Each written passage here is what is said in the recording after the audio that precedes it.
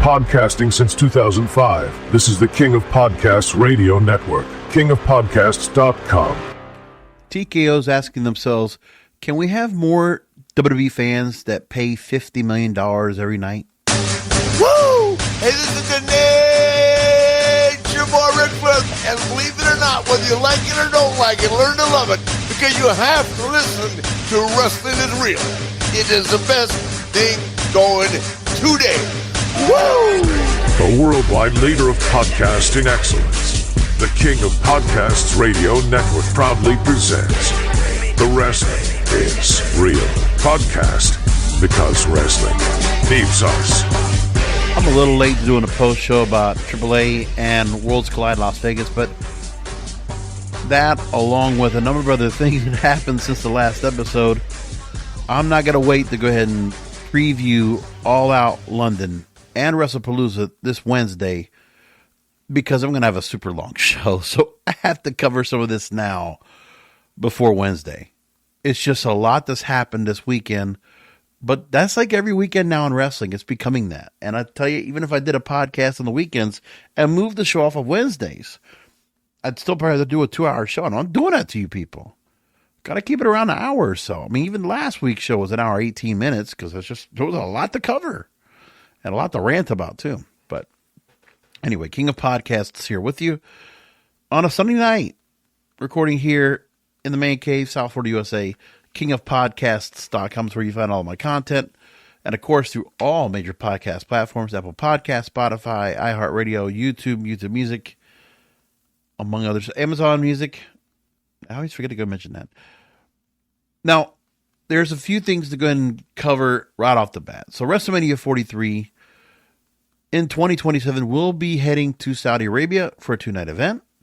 That's already after the fact that the Royal Rumble is going to be going to Saudi Arabia as well in 2027. So take that as you want. Or is it next year? I forget. It's just too much to cover. And of course, each of these events could earn the company up to about $50 million each night. Incredible. But hey, people didn't like hearing about that. I mean, I know the Brock Lesnar thing was one bit of outrage, but then the fandom really got into an outrage and tailspin once they heard about Saudi Arabia and WrestleMania leaving the country for the first time ever. Not in London, not in Toronto.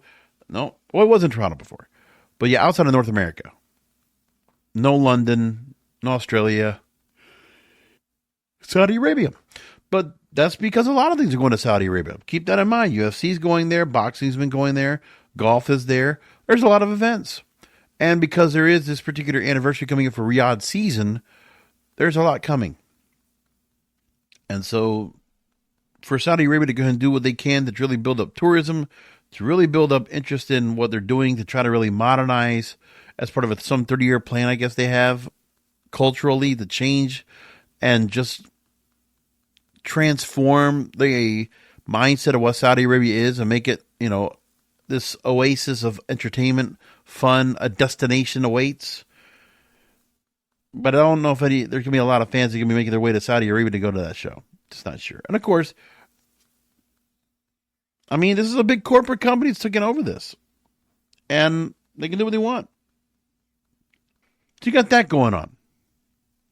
And then you also have, based on the comments that we had that I did bring up on Wednesday, that came out of Mark Shapiro at the Communacopia Tech Conference for Goldman Sachs, talking about a new strategy to maximize ticket yield and raise prices, alienating fans who were being further priced out of attending live events because they're not doing what Vince McMahon used to do, making tickets available for families. Doesn't matter. And then there's Worlds Collide this past weekend, where, as I predicted, a number of titles were going to change. Dominic Mysterio is now your new AAA Mega Champion, still holding on to the Intercontinental title. And Natalya is now the AAA Reina de Reinas, breaking some 440 some odd day reign of Fabi Apache as champion. There. Same thing we're doing with TNA, with Trick Williams and JC Jane winning their respective World Heavyweight title and Knockouts titles in that promotion, which is kind of just turning me off the TNA altogether. I don't like this NXTification NXT-fication of TNA. I don't like it. It's just too much involved. I mean, they didn't do so bad with AEW coming in and helping out during the COVID time, but this partnership is just, it's cannibalistic. I mean, no doubt, this company is happy to go ahead and associate themselves with the company. One, a company is just getting the promise of getting a new television deal as part of their partnership arrangement, because WWE and TKO did not try to go and buy them out. Maybe they will at some point. But what's going on with that is that with TNA in North America, they're much more valuable with a TV deal. And if they get a TV deal, then you can see TKO wanting to go ahead and maybe looking at that asset for themselves.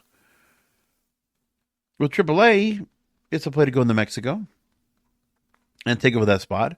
And whatever people thought that TNA was going to, AAA was going to become after WWE comes into play, well, they're already, just by the second show, they're already starting to go ahead and put their claws in. A little less Lucha Libre. A little less of the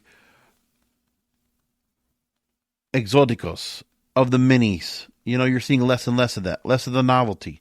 Except for the ones they decided to go and put on there. You might have saw Microman on the last show. You didn't see him this time. Masquerita Sangrado was the token mini on this show. No exoticos. No Scarlet Pimpinella. They're going to bring that back. Okay. And none of the other women in this as well. It's like, okay, one women's jet match. Keep it like that.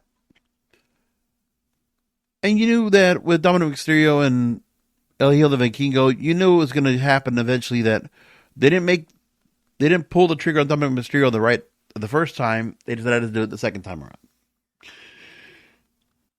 So there's not much I would say about what happened with this particular show after the fact, but it's very watered down now. You did get the Lucha Showcase, which you got a number of stars that are already recognized that were brought on the first WWE associated AAA event with Worlds Collide. So yeah, you saw LaParca once again. So it's like, oh, well, give these guys from the battle, the gauntlet match, get them back in. Okay, LaParca, we'll bring him back. That's fine. Masquerita Sagrada, let's try him out. Let's see what he looks like. You get Latino World Order in that just to kind of put something in there. And Octagon Jr. in place in that Lucha 8-man tag team match, which was fine. It was a good little starter. Natalia over Fabio Apache again for the Reign of the Radiance Championship.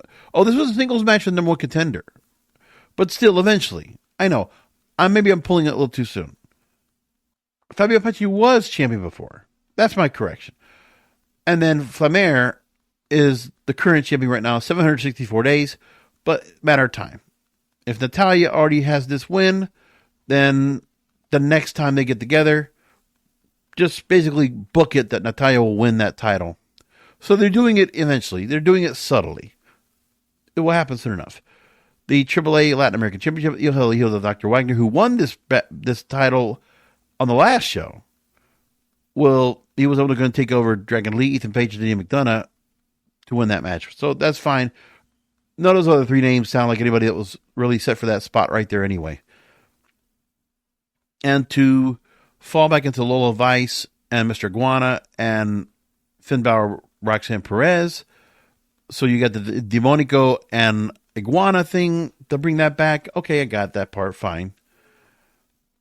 And then you wanted to bring back Pagano and Psycho Clown, so put them in there with New Day. And now Grayson Waller has to go and fill in for Xavier Woods in this match for the AAA World Tag Team titles, but at least Pagano and Psycho Clown held the belts. But that will also possibly change soon enough. But again, there was a lot of influx of WWE or NXT talent that was brought in here anyway to go ahead and be a part of this. And you could just tell that the style's starting to go ahead and get a little bit homogenized, a little bit watered down. It's changing quite a bit. That's the plan soon enough. No AJ Styles involvement this time around at this pay-per-view. So that's kind of telling as well. The other thing that also got everybody up and at it, and we'll talk about this in a few minutes, is the release of Andrade, which just happened today. We'll talk more about that in a moment, but let's get into everything here and some of the talk that's been said so far. Now, at the Worlds Collide Las Vegas event, there was a package for WrestleMania in Saudi Arabia coming up that was played at the show, and the crowd booed with chants of "You sold out." Let me go ahead and play a bit of that for you when this was announced. Here's what it sounded like in the arena at the Cox Pavilion on the campus of UNLV on Friday.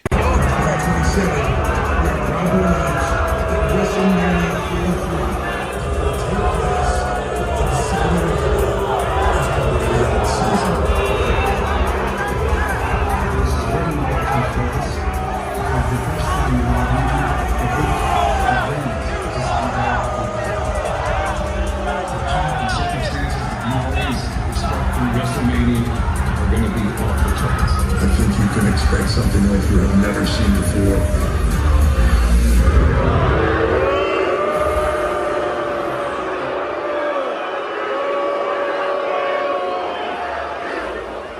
None too happy there. None too happy in Las Vegas about that announcement.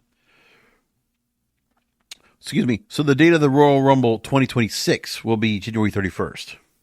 That was confirmed by Triple H during the WrestleMania 43 announcement. So Saudi Arabia will get the Royal Rumble next year. WrestleMania the following year. That's the plan of that. One person who regularly I see on my feed here on X says that he thinks that TKO is absolutely selling to Saudi Arabia, and eventually there's already buyers. Remorse in the endeavor end. WWE is built for only one thing, and it's sports washing. TKO is in debt. There's boxing leagues. They've been launched. Netflix didn't spurn the new era of fandom that they hoped. This is all from the Netflix era, by the way. So the announcement was made alongside beside GEA chairman Turki Al-Sheikh Levesque refers to as His Excellency, mentioning that the WrestleMania event will be happening. So they did put this out there. What we had heard as an announcement that was prematurely put out by someone in Saudi Arabia on Snapchat, it was done. Now, Brandon Thurston put out an op-ed on postwrestling.com talking about, quote, "I hate politics, that's why I'm going to love WrestleMania and Saudi Arabia," end quote. He goes on to say that he just wants to enjoy wrestling without being told what to think again or getting dragged into another argument and what I'm supposed to vote for. I want to watch WWE for escaping from the world's problems, not to think about them. So the fact that WrestleMania is going to be in Saudi Arabia, not only ridiculously enormous fees for WWE are going to be given to them as a result, but that year's WrestleMania will be 100% politics free. Now, he does have his points about what the Saudi government has done. There's all the political stuff in terms of how they are and how they treat other Western democracies, but that's besides the point. That for the fact that WWE gets a lot of money for these shows, typically $50 million per show. And who knows how massive the WrestleMania payment will be for this one. But the chairman, Turki Al-Sheikh, ensures top-tier production, even though the women's division is carefully managed and dressed in scuba gear. Those are just cultural differences. If you don't support that, you're the one who's a hypocritical bigot for wanting women to be allowed to perform and express themselves more freely. But if you think about it hard and actually do mental gymnastics about it, it's empowering that women are even allowed to stand in the ring in Saudi Arabia now. Now, Triple H also said on Pat McAfee's show this past week that you just can't ignore people who just don't do things right. So they're thinking of trying to be a world changer as being a part of this, incorporating Western culture into this particular community. That's fine. Okay. But right now, Brandon Thurston also makes a point about that the Kingdom of Saudi Arabia has been deeply involved in a variety of aspects of sports. What are we supposed to do? Boycott Formula One? Practically all of soccer? Stop tweeting? What about all those businesses with Saudi investments that are supposed to say no? Say no to all that money, just give it all back? In fact, because the monarchy's far-reaching influence in business and cultures everywhere, that should assure us, not concern us. Ubiquity and persistence of autocratic regimes, furthermore, should exhaust us, make us critics give up, put politics aside, and stop questioning it. It doesn't matter to me at all about the fact they're going to Saudi Arabia. I just think the outrage is because of the fact that for WWE, they can't make the kind of money they can here in America or in North America for that matter with what they're doing. And when the Saudis are going to come in and put some real money in, they're just selling out. No surprise, but Vince started it. TKO now is just going to take advantage of it. They're going to take as much money from those guys as they want. I could care less. It's what they're going to do. Mark Shapiro also talked about in a conference last March that, quote, we like what we're seeing and hearing in terms of the leadership there. They're saying the right things. They're putting their money where their mouth is. We like the direction if they're going in. And if we didn't, we wouldn't be there. There's a longer part to the story, but it's an interesting read nevertheless. So take a go and look at it for yourselves. So there's some comments out there on X I also looked at when it came out about this particular deal. One, there was somebody that had a live channel on YouTube and they show everybody saying you sold out among the juvenile delusional fandom. Listen, you don't understand business. That's what they're going to do. So no surprise here. The deal for WrestleMania, they say in Saudi Arabia, is worth well over $100 million. A Saudi Arabian source says, I can't share with you the exact number, but WWE asked for a higher number than $100 million as the show will feature The Rock if the agreement is reached, and will be a packed megastar show as the General Entertainment Authority requested. This is according to Wrestling Observer Newsletter. And Brandon Thurston also would make a point, I don't know if this is before or after the op-ed, but he says, if this is ever going to truly change, we have to educate the populace on the importance of shareholder value and government rebranding strategy. Well, I've been trying to do that for years here. This is an audience, or this is a crowd, well, the lowest common denominator. They don't want to hear that. They don't want to hear and understand why a business is making them change what they love. You're not going to change that at all. It's not going to be done. It's not going to happen. Not possible. Originally, WrestleMania was supposed to be put in Saudi Arabia possibly for 2028, but the commitment they wanted to make was for 2027. And the General Entertainment Authority and Turki Al-Sheikh is the guy that's running the show, and if he wants to have it in 2027, they're going to clap and say go. And, WWE is going to say how high. How many people do you want? That's how they're going to do it. Triple H talked with Nightcap, and he makes a point and says that WWE is not the sport or a movie about the sport. Okay? He says, I say this a lot of times when people don't understand. Like if we're talking to network executives, they're trying to figure out what we are. I say we are less boxing, more Rocky. We're not the sport. We're a movie about the sport. Rocky is really a love story. It just happens to have boxing as a background and the metaphor for all the things he has to overcome and do. Our business, when you talk about the emotion, you talk about the storytelling. You talk about all those things. That's what it really resonates. That's why our business is evergreen. It's the story, it's the spectacle, it's all those things. That's where we're different. We're spectacle and storytelling. Well, when Vince Russo's talked about the fact that when you watch shows from WWE now, it's like, yeah, you might be watching Rocky. You're watching the last 10 minutes of Rocky, the actual final match, because there's nothing about the actual build of the storyline that you really get in what you get now of any of these feuds going on the main roster. There's just not. And there's also an issue about certain talent not being on the roster now in any prominent roles. When you see Russo come back and he just gets thrown into the background, it's just noise. Aleister Black comes back. He comes back as noise. Andrade came back with just noise. Same thing with, you bring in Jacob Fatu, and they had such a push with him and the MFT. And nothing with them right now. They are not even in the picture. I don't even know if Jacob Fatu's hurt or what. I haven't heard anything from him. Interesting. Also interesting to see Liv Morgan in Saudi as part of the Saudi Arabian announcement, but yet she's not back yet. But most likely Royal Rumble, she's probably coming back, we guess, right? For the most part. Fightful Select also reporting that the majority of the talent in WWE are not bonus for working Saudi Arabia shows. It's simply worked into their deals as part of their contracts now. Interesting. Also from Nightcap, Triple H talked about the process of building a bigger and better performance center. Really? Quote, we've tried to make the pathway. We recruit heavily in colleges. We have an NIL program. And he explains it. The NFL is such a small percentage of folks that get in there. You can be the best of the best, but then there's this moment in time when you have the slightest difference and you're not going to make it. And this is a career choice for them when they come to Orlando, Florida. They see our facilities, they think, wow, this is like being at a D1 college. I have that level of professionalism. Let me give this a shot. And it's performance, so it's athletic performance. So if they can make it work for them, then the sky's the limit, just like any other sport. It's in Orlando. We're in the process of building another one now in Orlando. It'll be even bigger and better. Our main offices are in Connecticut and LA, but the Orlando's developmental.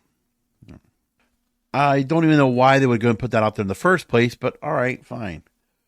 Eric Bischoff commenting now about the pricing issue when it comes to WWE, right? On his recent episode of 83 Weeks that dropped on Saturday, he took aim at the recent shift in ticket pricing following the comments made by Mark Shapiro at the Goldman Sachs Communacopia conference.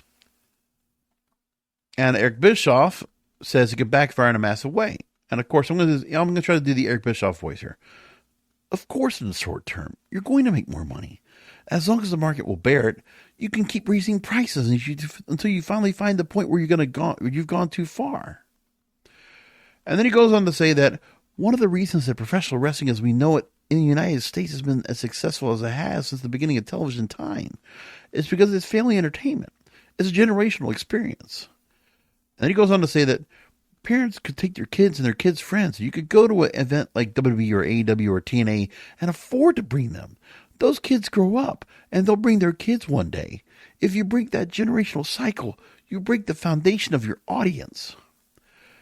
Short term, he says, you'll make more money. Long term, you'll risk losing the next generation of fans. Now, Eric Bischoff is absolutely right.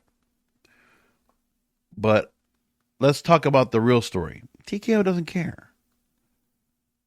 I mean, if they need to go ahead and do something where they go ahead and have to, unload this company somewhere else, at the moment, they're going to just use this for what they can. They're going to squeeze every dollar out. But this is a very sensitive fandom right now that doesn't understand what they were getting themselves into. And the truth why is because, when the deal was still getting finalized in 24 and the sale of TKO had to go ahead and get finished up. Once that, TKO didn't really get hands on into what's going on here until the Netflix deal was finalized. Okay, yeah, so USA took over and put SmackDown on their channel over Raw. Raw goes to Netflix. CW picks up NXT. And once those broadcast deals were finalized and everything started operating on full cylinders in January, that's when you saw everything change. Because once the deals and the reorganization of broadcast deals was complete, of course, we didn't talk about the change of what they're doing right now from ESPN. That wasn't part of the mix. But eventually, the ESPN deal was going to have to come into play because Peacock wasn't going to hold on to their setup right now with WWE in the current setup. I don't think the library was going to stay there. And the pay-per-view setup, I don't know if it was going to stay there either. But ESPN had this new opportunity. And of course, TKO is so embedded right now into ESPN and able to get into anything in terms of what their company is doing because of their inroads, that now TKO, in this Netflix era, Triple H is just required to go ahead and just get the content made, however possible. And the fact that he went to kill Tony and took some time off and, didn't worry about being in a show for once, he's not in charge. He might be in charge technically, but it's all by committee now. You have a lot of wrestling talent that's there running the show, and some have seen some success in their time, but some of them also on their own have not done that well. They've had spurts of maybe some good ideas here and there, but overall, it's not a consistent line of success. And the thing is right now is that none of those people in creative are willing to go and put any kind of idea together that's going to risk them losing their spot. What you don't understand, too, is that if you're trying to do something creative in a corporate fit outfit like this, you don't take risks on something creative. Because in corporate outfits like TKO, where WWE is now under the space more than ever, is that you are expendable. And Triple H should also know for himself. I don't know how much of a relationship he has with Nick Khan, or with Ari Emanuel or Mark Shapiro and the rest of the team there to stay where he is. I don't even know if Stephanie McMahon has that much pull there anymore. But it doesn't matter. Triple H supposedly being the face of this company, I don't think it makes much of a difference.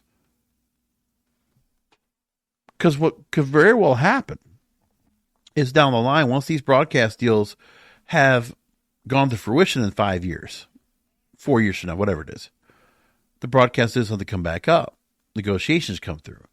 If Netflix decides not to renew, if USA looks to go ahead and ask for a cut, or NBC Universal looks for a cut, if ESPN is a bit weary, if those relationships are strained because of the content, I mean, it's very easy for TKO down the line to use Triple H, Stephanie McMahon, and some of those other people as scapegoats. They can just say, well, you know, we trusted these people because they were here as part of the regime before. And the success, they had some success prior to. But, you know, if they're not able to go ahead and keep up with the expectations that we are holding for our shareholders when it comes to yield, when it comes to profit, when it comes to the bottom line, then they can say, well, Triple H, Stephanie McMahon, Bruce Pritchard, all you, Paul Heyman, all you, yeah, 5 years will be extinct. They'll just let you go. That's why I didn't like being a corporate anyway. It's ruthless. And if you're middle management, you're afraid of always looking behind your shoulder because what could happen? You just don't know. That's where we are right now. So Eric Bischoff makes a point. Now, one last story I'll bring up here before we wrap things up is Andrade. A lot of things being brought up on him as to what happened to him. Oh, well, take a few more comments here on the card so far. Make this point real quick, is the fact that with WrestleMania, Saudi Arabia is reportedly pushing for certain matches. The host at WrestleMania, Dave Meltzer, reports this, trying to tempt stars out of retirement.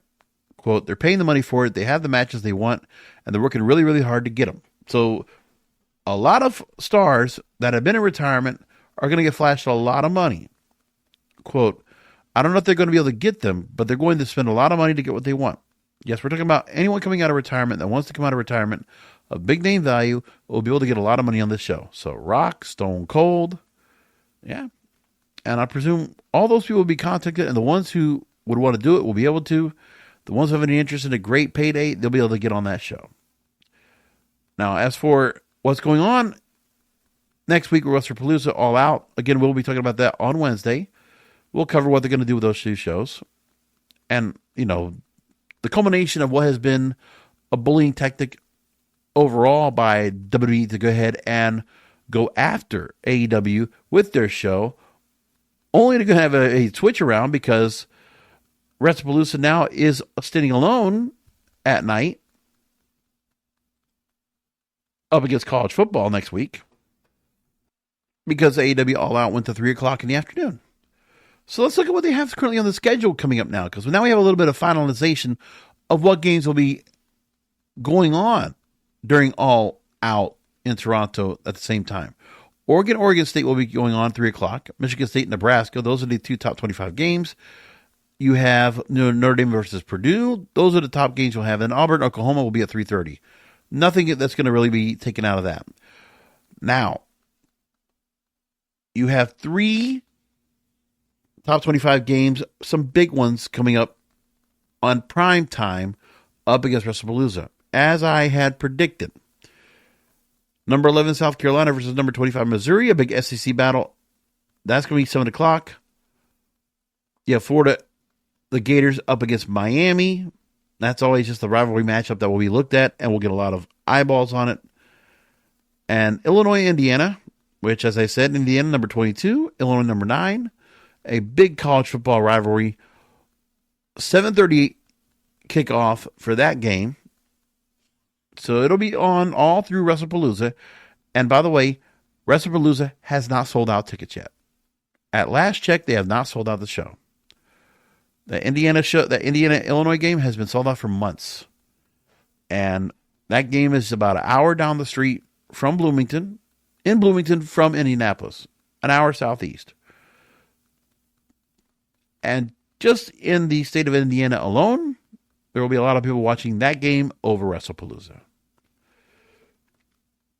So is it the smart thing that WWE decided to do was to get into the games on Saturday and put themselves into, I mean, hard enough for them to go and do shows right now up against college football or NFL anyways.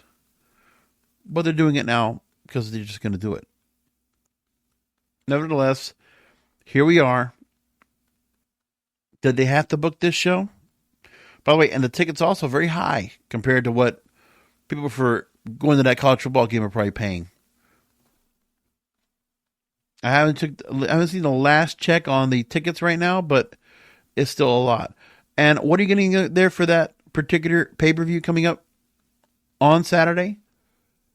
John Cena, Brock Lesnar, which the setup for that has not been great for Brock Lesnar. He ripped his pants the last time he was out there on Friday Night SmackDown. Cody Rhodes, Drew McIntyre, a quick little setup for that. All of a sudden, Cody Rhodes, we just learned, was coming back, and they just put together a match with Drew McIntyre. Why not? US guy Sydney Vaquer for the Women's World title. You have Usos versus Braun Breaker, Bronson Reed. Usos back together. And then the mixed tag team with Rollins and Lynch versus AJ Lee and CM Punk, which is the setup for that. And the first time they're going to be on pay-per-view on ESPN. But of those games right there I just talked about, I got to think about are they going to be... So, the Miami Florida game will be on ABC. The Illinois-Indiana game will be on NBC, Big Ten action. The South Carolina-Missouri game will be on ESPN, on their own channel. The main ESPN. Now, an interesting comment here on X that I want to go and read from somebody. I will not put out the names out there, but he says that the Triple H pacing a slow-rolling crumbs for a guy every few weeks, and if they're lucky to make tangible career advancement after a year, it's just way too slow, and it's not going to work for a lot of people, especially when they see the same people waltzing on the stink-up pay-per-views every month. There's been a lot of talk about Andrade and how he was handling right now things coming out of AEW, going back to WWE, and now currently said he was escorted out of a WWE taping before exit. There's been talk about him having at least one wellness policy violation during his latest run, suspended without pay as a result, and escorted out of the building during a show last month, which was in relation to his most recent suspension, according to John Alba at Sports Illustrated. Another report out there they're saying is that there's speculation everywhere. From Dave Meltzer, he says, and not on the whole story, he says, but I do know it was a discipline thing. It was not his own doing at all. Not his doing it all. It was like, oh, he's just not being used well, so he's unhappy. I mean, yeah, I'm positive he's unhappy, but it wasn't him asking out. He was not fired until today, but a couple of weeks ago, there was a disciplinary thing. All I know is it was at a TV shoot. He was told to go home, and he's not been used since. We don't know much more than that right now anyway. Now, one interesting thing I make of. So, LA Knight comes in here. He has not been a world title holder yet. Even Kevin Nash is saying, why don't you put the belt on him? Well, you remember, was it last week I talked about Drake being on the Bobby Altoff podcast and referring to Rhea Ripley being his muse? Well, how about this? Let's talk about the Dallas Cowboys and Brian Schottenheimer getting his first win as a head coach of the Cowboys in a win over the Giants. And he decides to go all LA Knight, celebrating after the win. Touchdown! Yeah! Javante on a touchdown! Yeah! Miles Sanders on a touchdown! Yeah! Woo! Pick and Dag on a touchdown! Yeah! 51-yard field goal! Yeah! 44-yard field goal! Yeah! 64-yard field goal! Yeah! Wait, in overtime, with the walk-off, 46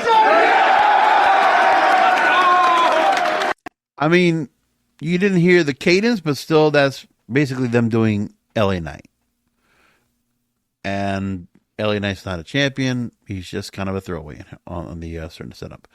JBL with some good comments on something to wrestle.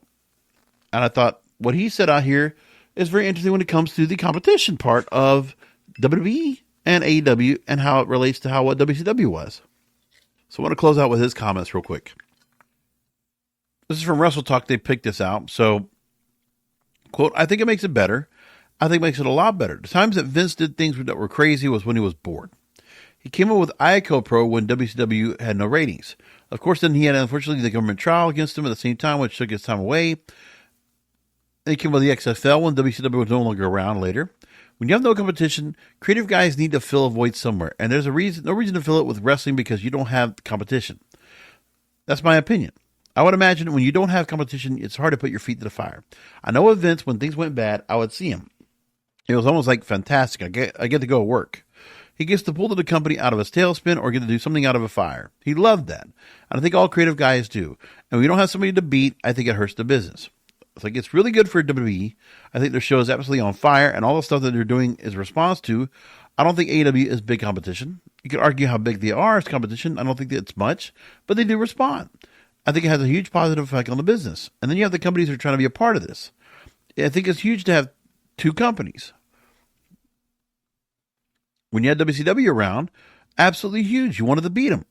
You wanted to see what they had on their show. You wanted to go up against it. You wanted to be that guy to bat. And when there's no competition, what happens if you shit the bed? It doesn't really matter. I understand your pride as a performer. I get all that stuff, but there's no consequence for okay, it wasn't good that week. We'll try again next week.